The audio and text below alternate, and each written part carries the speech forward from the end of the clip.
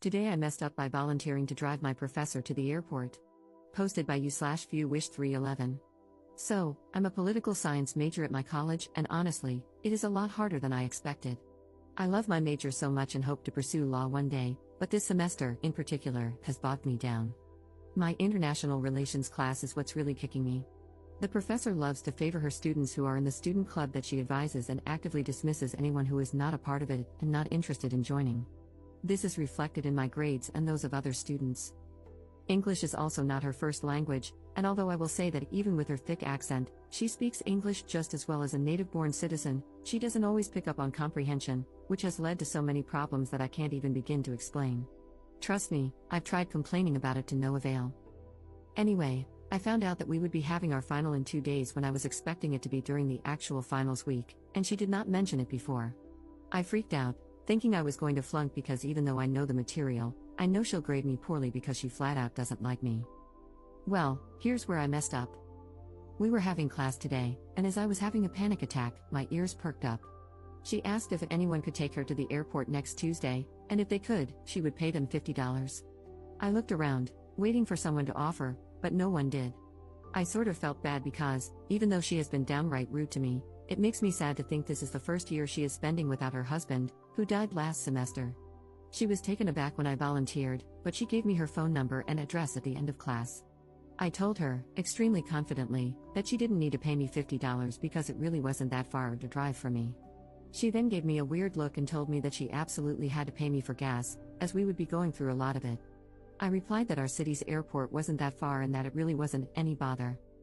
She then raised an eyebrow and gave me her signature condescending look before informing me that she was going to the ATL airport, which, at best, is 2.5 hours away from me according to Apple Maps' estimated time for that date. However, I've heard Atlanta traffic is horrible, so it's probably going to be 3 hours. I do have a final that Tuesday at 1 p.m. However, I informed her of this and warned her that it could make me late and that she might want to find someone else. But it's a blow-off class, and his final is supposedly only about 30 minutes long. Plus, she lives close.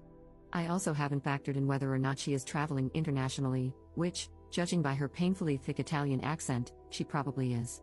I haven't heard much from her about any family living in the States with her. If so, I assume she needs to be there 3 hours early, and from my best estimates, if I leave at 1:30 and don't get slammed by traffic, I could get her there by 4 for a 7 p.m. flight. I've also been thinking about asking my blow-off professor if I can take his exam earlier because of this obligation. We'll see about that. I'm sticking to my guns. My boyfriend and friends said this was crazy of me to do, but I absolutely hate flaking on people, especially when she's my mom's age. Even if they're nothing alike, it still breaks my heart to think about my mom being alone with only a little dog for company, with no one to drive her to the airport and no second income to help pay for an Uber or another person to accompany her on her journey. I have a few things I need to do first, which include cleaning and scrubbing my car to get rid of any weed smell because it's been so cold outside, and unfortunately, my car has taken the brunt of my stress from this class. I also need to get my oil changed because I'm over 1,000 miles past when my car light went on, and I'm not trying to have my car explode on the road and die with this woman. Lastly, I need to brainstorm some topics to talk about with her because I am determined to be best friends with her by the end of this since I will undoubtedly have more courses with her in the future. Sorry, I know that's a lot. I doubt anyone took the time to read all of this, but if you're giving advice or commentary, don't try to convince me to back out of this.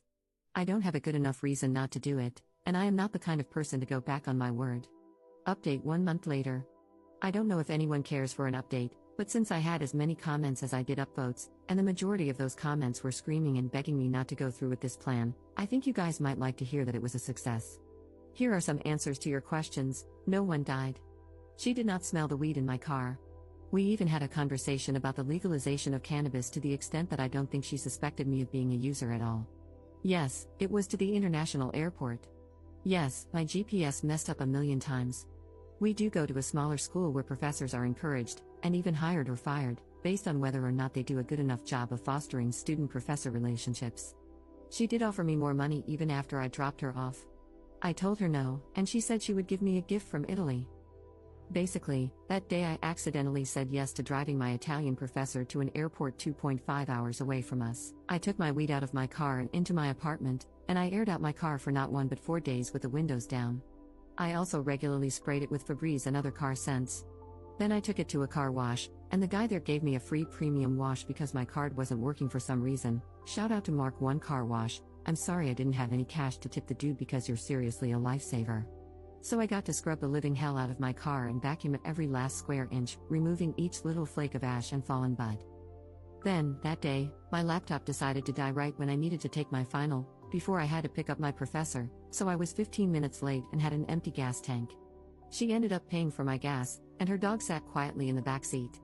I awkwardly told her she could look at my CDs if she wanted to play music since all I had was a speaker for podcasts. However, she simply said no and that we could find other things to talk about during the car ride. And we did. We talked for 2.5 hours about social justice, international politics, traveling, life, family, and learning. It was actually the best conversation I'd had in a long time. Although I did freak her out with my bad driving skills and forgot that there was a time change, so we arrived at 5 instead of 4 like I had planned. That meant we were not only stuck in work traffic but also an hour late to a busy airport, with her flight departing at 7. It was really refreshing to talk to someone who has gone through so much change. She grew up and studied in Italy before her late husband, who was then her boyfriend, convinced her to move to the States so he could teach at a prestigious university. Obviously, I'm not including real details. She has since bounced around the United States and the world, working with different international organizations and teaching at many good schools before making her way to mine. I have no idea why she stays at my school, and I asked her why she has stayed there since her husband passed away last year and all her family lives in Italy. She simply said that she loves her independence, that she loves change, and that when she feels there is another good opportunity, she'll move again. But for now, she has a lot of love and support where she is.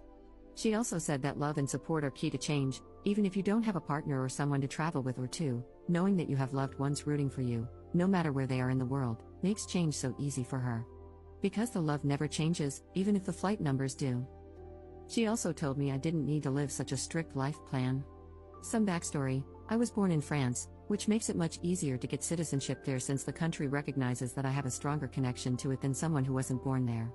I had always thought I would just do my undergrad, go to law school, and live near my parents and my boyfriend so I could be with them and take care of my family. When I told her my plan, she tried her best not to wrinkle her nose and told me that, although it was unsolicited advice, my connection to France, a strong country in the EU, was too good of an opportunity to pass up. After all, if I had French citizenship, I would be eligible to work, live, vote, and access services in any and all EU/EA countries. She told me that living near my family was fine and that she understood that well enough, but that I also have other family members to help take care of them. She said she doesn't want me to fall into what so many women do. I agreed with her when she said she has only ever heard women say they need to live near their parents or partner because someone has to be the caretaker, and that it's never meant opting out of opportunities or bigger horizons because they're worried about getting married or taking care of their parents. By the end of it, I felt like I had thought about things I had never given myself the room to consider because I didn't want to dream about things that wouldn't happen. But now I know they could happen, and I have more opportunities than most to live a crazy life. I'm glad I talked to someone who loves change so much because I was finally able to understand why someone could. Also, I officially signed up to take her film class next semester, hee hee.